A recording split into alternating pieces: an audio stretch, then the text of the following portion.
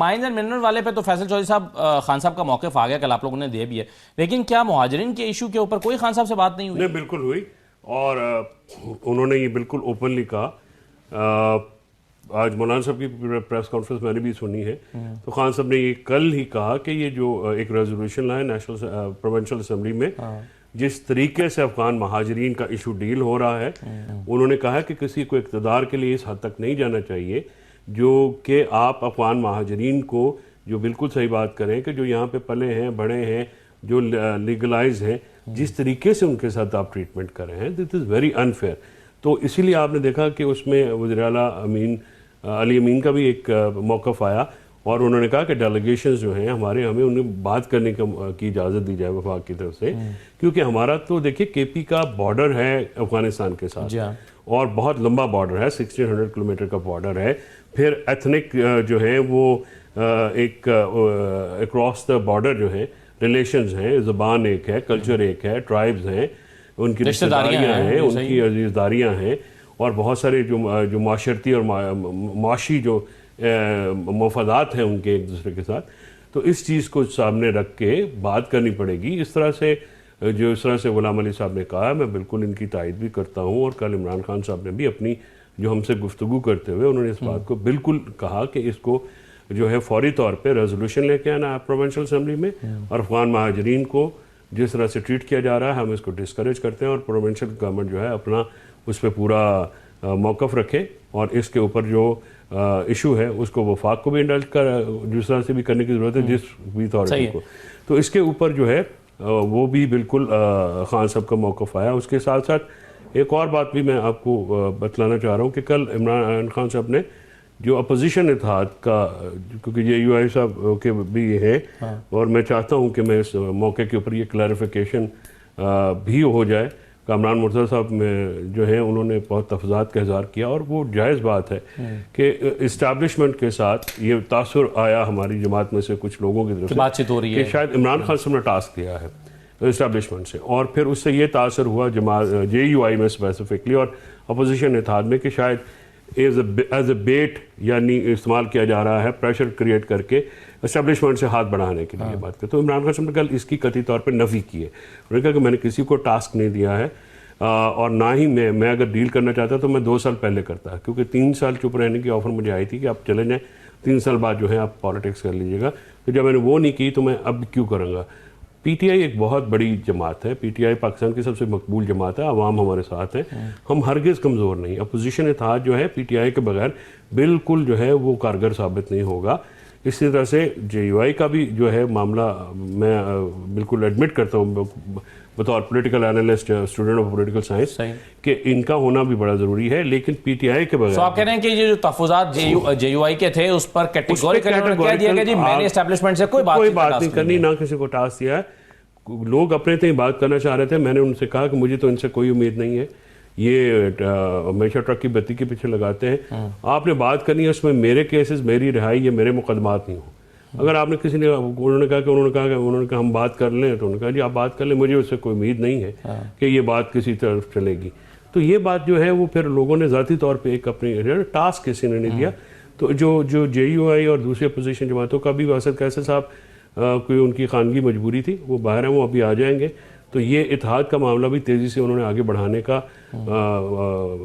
اندیا بھی دیا ہے. اور یہ بیرسٹر گور صاحب کو انہوں نے کہا کہ کیونکہ ان کی جو ٹویٹ تھی اس میں اسد قیصر صاحب اور عمر ایوب صاحب کو یہ ٹاسک دیا گیا تھا کہ آپ اپوزیشن اتحاد سے رابطے بحال کریں اور فوری طور پہ جو ہے کریں. کیونکہ آپ کو یاد ہوگا کہ جب اسد قیصر صاحب کے گھر پہ کھانا ہوا تو مولانا صاحب بھی تشریف لائے تھے، اس میں ہم موجود تھے. ایک مشترکہ اعلامیہ جو ہے وہ تیار ہوا تھا. اس اعلامیہ کا یہ دباؤ ہوا کہ مولانا صاحب کے پاس پھر وزیر اعظم صاحب گئے. تو میں یہ جے یو آئی کے اکابرین سے یہ کہوں گا کہ آپ اپنے جماعت کو یہ جو ایک تو عمران خان صاحب جیل میں ہیں، انفارمیشن کا فلو انلیمیٹڈ ہوتا ہے، ایک تو وہ ذہن میں رکھیں، تھوڑا سا مارجن دیں، دوسرا مارجن بھی دینا چاہیے. دوسری بات یہ ہے کہ پی ٹی آئی اور جے یو آئی اور دوسری اپوزیشن جماعتیں مل کے پاکستان کے फ्यूचर के लिए बहुत कुछ कर सकती हैं, तो इसको ओपन रखना चाहिए. बिल्कुल ठीक है. चलें, इसका तो मैं हाजी साहब से जवाब लूंगा, लेकिन खेलदा साहब पहले ये आपके जो एतराज़ात हैं कि ये बातचीत करना चाहते हैं, ये अपनी रिहाई करना चाहते हैं, ये रिहाई के लिए इस्टेब्लिशमेंट से बात करने के लिए टास्क दे रहे हैं, तो ये पॉइंट क्या क्लियर होता है यहाँ पर आपके ज़हन में जो शुकूक व शुबहात हैं या हुकूमत के कि ये जो बातचीत करना चाह रहे हैं, तो ये वाज़ेह हो गया है कि कोई बातचीत पीटीआई नहीं करना चाह रही या इमरान खान साहब? देखिए, इमरान खान पहले दिन से बातचीत चाहता है. इमरान खान एस्टेब्लिशमेंट से जो है बातचीत करना चाहता है. इमरान खान डट के लेटा हुआ है. ये कोई नई बात नहीं है, ये बात बहुत पुरानी है. वो लेटा भी हुआ है, डट के लेटा हुआ है, और बात करने के लिए मिन्नते तरले भी करता है और ब्लैकमेलिंग भी करता है और सोशल मीडिया को इस्तेमाल इदारों के खिलाफ करता है और बिल भी पास करवाता है, लॉबिंग हायर करके जो कुछ इस मुल्क के खिलाफ, इस इदारों के खिलाफ किया, ये सारे काम इन्होंने किए. मगर मुझे ये बताया जाए कि पीटीआई का कोई भी शख्स, क्या आइन ये इजाज़त देता है? आइन कहता है कि आप जाके एस्टेब्लिशमेंट से इक़्तिदार मांगो, आप रिहाई मांगो. भाई, आपको अगर आपको इस मुल्क के आइन पे एतमाद है, कानून पे एतमाद है, अदालतों से पहले भी सजाएं लोगों के खिलाफ. आपके मौलाना साहब ने ये तो मौलाना साहब ने ये गवाही दी कि आपकी सारी क़यादत बैठी हुई थी फैज हमीद और जनरल बाजवा के कदमों में, और जब ये नो कॉन्फिडेंस आई है, मौलाना साहब ने ये सारी बातें एक्सपोज की हैं. आपकी जो आपका एक गैर जमहूरी रवैया है, जो गैर जमहूरी किरदार है आपका, जो काला किरदार है इस मुल्क की जमहूरियत में, आप लोग तो गमले में ही गवर्नर जलानी के पैदा हुए, तो हमें लगता है जमहूरियत का देने वाले पीएम नवाज के पास तो कम से कम कोई साहब ये जवाब नहीं है हमें जमहूरियत का लेक्चर दें. अपनी मंजी थले डांग फेरो, अपने गिरबान में ढांको. आप जहां से आए हैं अभी वहां पे आप सुने जी, आप आइन की बात ना करें. हौसला आपको बात ही ना करें. अप्रैल 22 अप्रैल में जब हमने नो कॉन्फिडेंस, ये आईनी हमने अपना वोट से आपको गिराया है, किसी और ताकत से नहीं गिराया. किस डॉक्टर फैज हमीद के बाजवा साहब ने आपका सदर ममलकत, आपका सदर ममलकत बाजवा के पैरों में तब भी बैठा हुआ था, और आपने कहा था कि सारी जिंदगी लिए हम चीफ ऑफ आर्मी स्टाफ आपको बनाना चाहते हैं, हमें इख्तिदार ना आप हमें सपोर्ट किया जाए.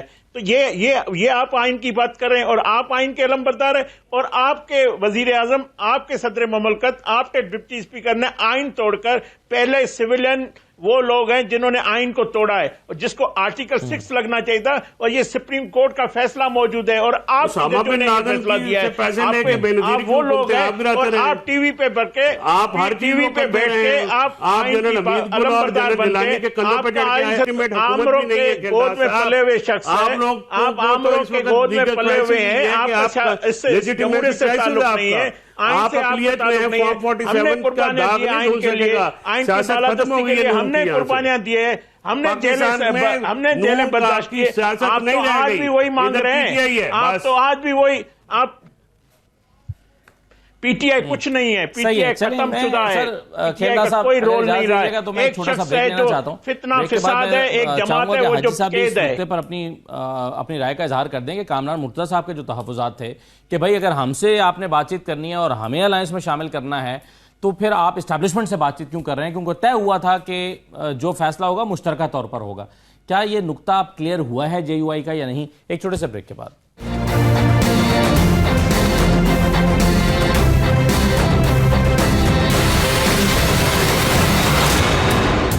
दोबारा आपको खुशामदीद कहते हैं. अभी हाजी गुलाम अली साहब से की तरफ मैं जाता हूं, लेकिन पहले फैसल चौधरी साहब ये बता दें कि एक तो आप बातचीत के हवाले से अपना पॉइंट क्लियर कर रहे हैं कि हम किस तरह से बातचीत चाहते हैं, नहीं चाहते, लेकिन इसहाक डार साहब ने भी एक बात की है.